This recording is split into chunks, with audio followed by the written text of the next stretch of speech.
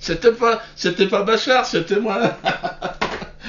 Bonsoir, amis internautes. Alors, je tiens tout d'abord, parce qu'on m'a demandé beaucoup de réactions. Diodo, qu'est-ce que tu fais? On t'entend plus. Je tiens à apporter mon soutien direct à Gilles Bourdelex. Alors, j'espère que ça va pas le foutre dans la merde. Je le connaissais pas, il est maire d'une ville. A priori, on n'avait pas à se croiser, mais il est victime d'un lynchage. Il n'y a pas eu d'excuses, il n'y a pas eu un mot de regret. C'est un dérapage manifestement contrôlé et qui n'est pas remis en cause. On en tire une conclusion politique à l'UDI, c'est que celui qui tient ses propos ne partage pas nos valeurs et n'a rien à faire dans notre parti. Je ne sais pas si vous imaginez la référence qui est donnée par ce député. Ces propos sont tout à fait inacceptables et ils sont même incompréhensibles venant d'un élu de la République. On ne peut que les regretter et les condamner. 5 ans d'emprisonnement et 45 000 € d'amende. C'est ce que risque Gilles Bourdelex pour ses propos sur les gens du voyage. La justice a été saisie pour apologie de crimes contre l'humanité. Pour Jean-Marc Ayrault, ils sont indignes d'un élu de la République et sanctionnables par la loi. De leur côté, la Ligue des droits de l'homme et l'Association nationale des gens du voyage catholique prévoient de porter plainte contre l'élu. C'est l'enregistrement du journaliste du Courrier de l'Ouest qui va peser lourd.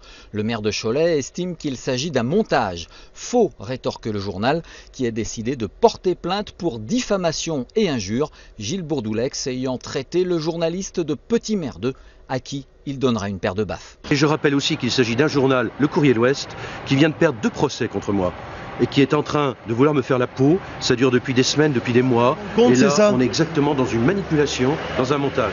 SOS Racisme, la Ligue des droits de l'homme, l'Association nationale des gens du voyage catholique ont annoncé qu'ils porteraient plainte contre Gilles Bourdelex, également pour apologie de crimes contre l'humanité.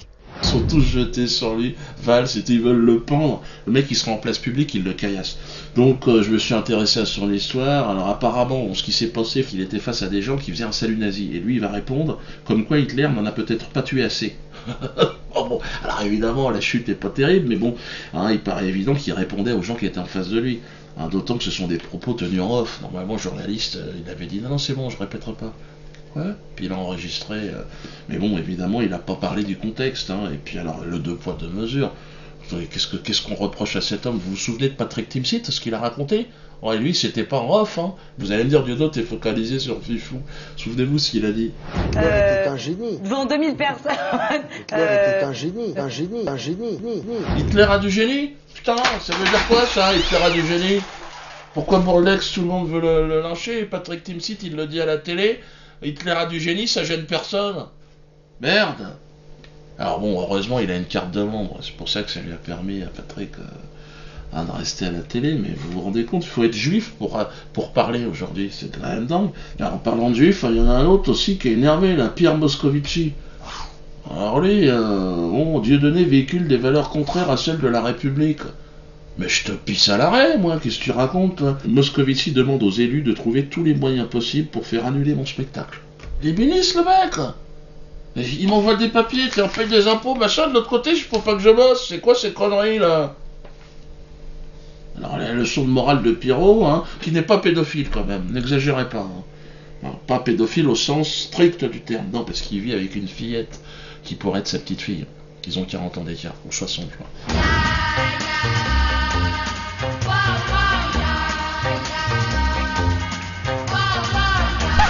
C'est sûr, c'est particulier, mais bon, comme dirait la police, il l'a emmanché dans les clous. Tu sais, l'expression, bon, c'est pas très élégant, mais... Et puis c'est un Strauss-Kahnien, donc rapport à la jante féminine, évidemment, il y a un côté un peu brutal.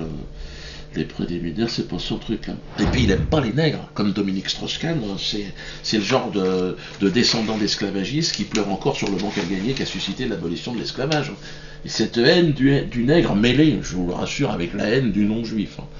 Alors, vous êtes tous dans le collimateur. Lui, c'est Léon Blum. Il en a parlé au cercle de Léon Blum, tiens, écoutez-le. Et il faut s'interroger, que ferait Léon Blum aujourd'hui? Et quelles ont été les causes pour lesquelles il s'est battu?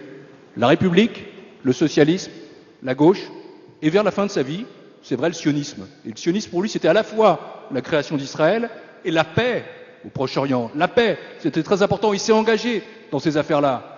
Et donc, pour faire respecter Léon Blum, soyons dans tout ça. Et ça suppose effectivement une forme de fraternité, ça suppose de ne pas jeter toute la gauche avec l'eau du bain, ça suppose de ne pas oublier non plus une histoire commune entre les socialistes, Israël et les juifs, qui a pu connaître à tel ou tel moment des difficultés, mais qui a aussi des traditions extrêmement fortes que je voulais rappeler maintenant. Logiquement, il m'en veut, je suis antisioniste. J'étais tête de liste des antisionistes, c'est pour ça qu'il m'en veut. Et alors le plus terrible, c'est que ce genre d'individu a le chéquier de la France, vous vous rendez compte comment il a pu... Qu'est-ce qui se passe, putain? On est dans le n'importe quoi, disons-le. Ça, c'est extrait, ce que je vais vous dire, du dîner de gala du CCFI.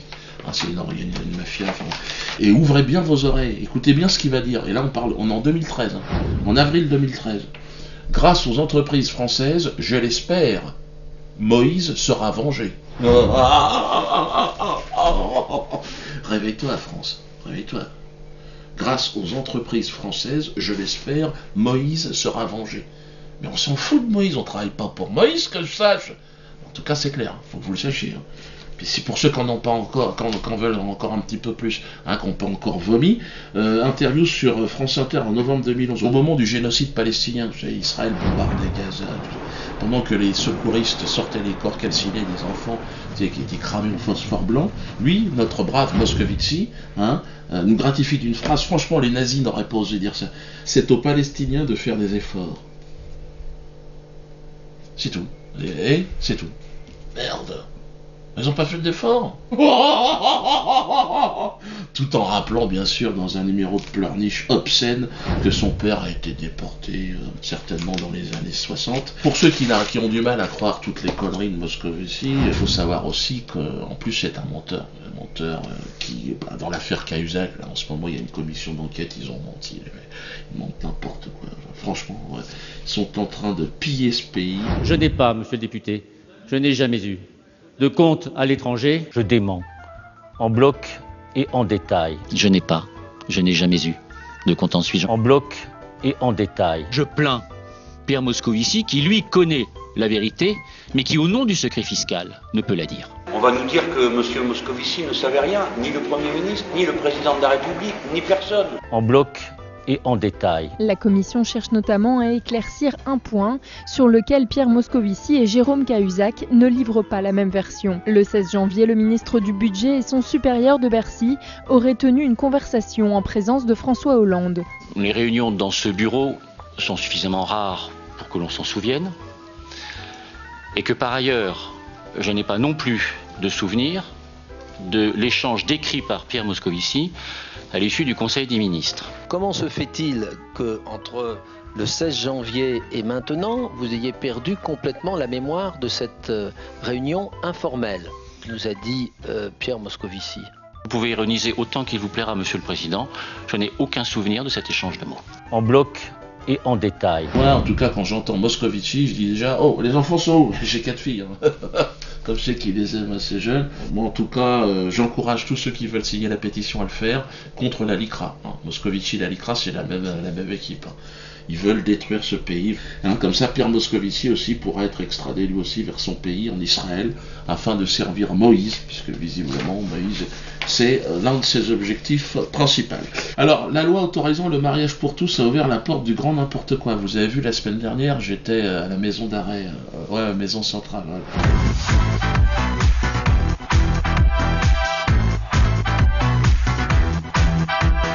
Mais bon, nous, saltimbanques, nous ne sommes pas là pour juger une loi en vigueur. À présent, place au spectacle, place aux professionnels, place à la rigolade. Après Adam et Ève, voilà Alfredo et Germain. Et là, je suis sérieux.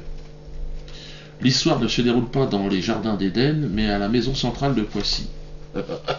100 ans après avoir séparé l'Église de l'État, le pouvoir laïque, le pouvoir de la LICRA, se devait d'instaurer un nouveau socle moral. Pour les masses, pour les connards dans notre genre. Le mariage pour tous couronne l'avènement de la religion laïque. Le mariage de Germain et d'Alfredo en est le symbole le plus lumineux. Quoi de plus beau, que 2 détenus, 2 exclus du système, promis en d'autres temps à une mort certaine, propulsés par amour, jusqu'au sommet, comme ça, de la pyramide de la morale. Ce mariage représente le point de départ d'une nouvelle ère. Je le pense sincèrement.